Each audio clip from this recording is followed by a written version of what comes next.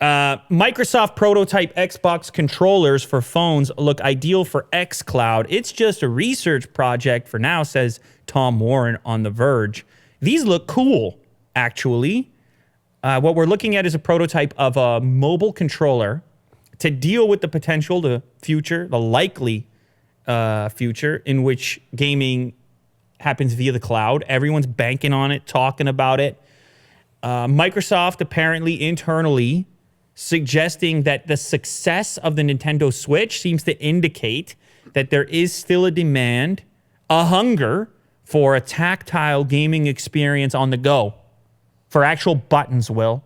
What do you think about buttons? I think it's cool. You a big button guy? Yeah. Me too. I love buttons. Me too. I mean, when it comes to gaming on a smartphone, it's driving me nuts. Like, if you're trying to play any kind of... You have to feel it out. Yeah, it's... I mean, I guess I feel the same way about a tactile keyboard. There's certain circumstances in which buttons are a very satisfying thing to interact with. Gaming is one of those circumstances. So they are showing off a prototype controller that's obviously very inspired from the pre-existing Microsoft controller for Xbox, except it splits in the middle and a phone can slide in between the two. Now, there have been products like this in the past. In fact, I've looked at them. I believe I looked at the device called GameVice at one time, once upon a time in Unbox Therapy history. I looked at a product called GameVice, actually a couple versions of it, I think, but the one that I looked at was for the iPad, and it had a sort of a spring motion in the center. You would extend it, and then the screen would fit into the middle. Essentially like a Nintendo Switch, but for your own mobile device. And that's what Microsoft is experimenting with at the moment. It looks like there's two different versions of the controller, or at least attachments for it. If you scroll down on this article, Will, you can see the whole thing is modular. So the thumb pieces can be detached from the handles for an experience like an iPad experience, or maybe a more portable experience, as detailed in the prototype paperwork here via Microsoft. And it's no secret as of right now that Microsoft themselves, as well as Sony, the Google stuff with Stadia, like these companies are your sort of traditional game console companies are starting to take the idea of gaming in the cloud more seriously, and they're preparing for it through prototyping devices like this.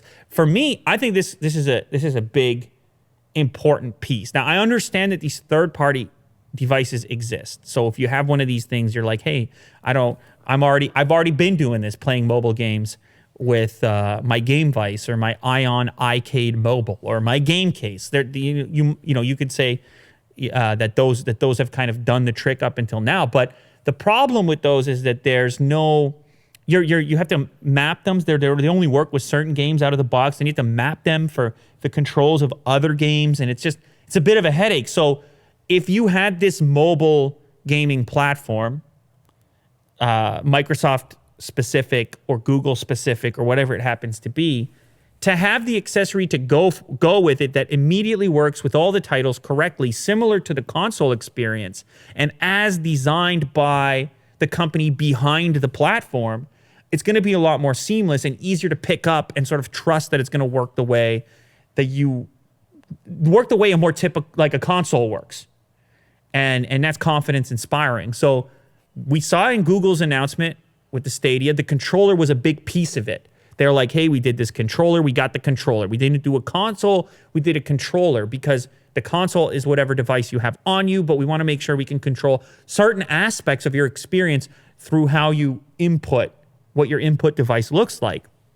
And so they developed this controller with a dedicated Stadia button. There, of course, was the assistant button built right onto it too, because that's going to be a big part of their platform. Microsoft can do something similar. And the advantage Microsoft has is that there's already a customer base who's well acquainted with the pre-existing console hardware. So for them to just move to this kind of controller inspired by, similar feel, and so forth, that's a big play. That's a big move. Now, it's just a prototype at the moment, but it's exciting because I think for me, it's one of the things that held me back from taking mobile gaming seriously is just the fatigue in the hands. And the only games I really enjoyed on mobile then became kind of ones that required different input Like I think what was that one? What's the one with the cool soundtrack? Is it Monument Valley? Is that? Am I crazy on Yeah. this? What was that one game? Show me what that looks like. By the way, Monument Valley. I It's mean, like an isometric.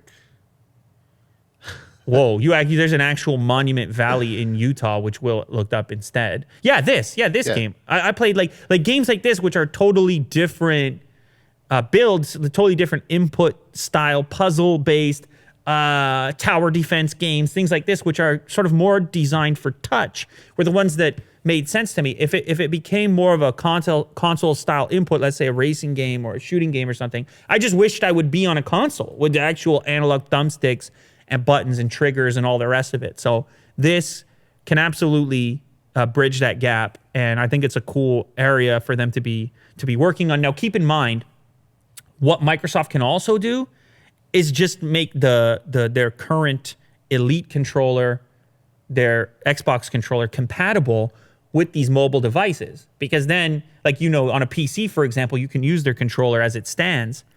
You start to use these on your Android device or your iPhone or whatever, and if you prop it up, and there's all kinds of stands for the iPad and stuff, and then use this controller for the cloud gaming experience, you're good there as well. So lots of options. Cool to see. It's kind of cool that consoles are still around, to be honest, still kicking, because it was a big part of my, origin story and how I got into gaming in the first place, at least in a big way. We talked about in a past episode, Gran Turismo, early days, NES before that. You just like the idea. You boot up the game, you're ready to go. You sit on the couch, Will. There's something about sitting on the couch that just the PC gaming never did for me. I tried out the Spider-Man game this morning. Okay. Amazing Spider-Man. It's open world. Oh game. yeah, I heard that one's really good. It's vast. It's cool to be Spider-Man in a vast area. You're in, what is it, New York City? He's in New York City, right? Yep. Yeah, of course. And it's hard. There's some stealth.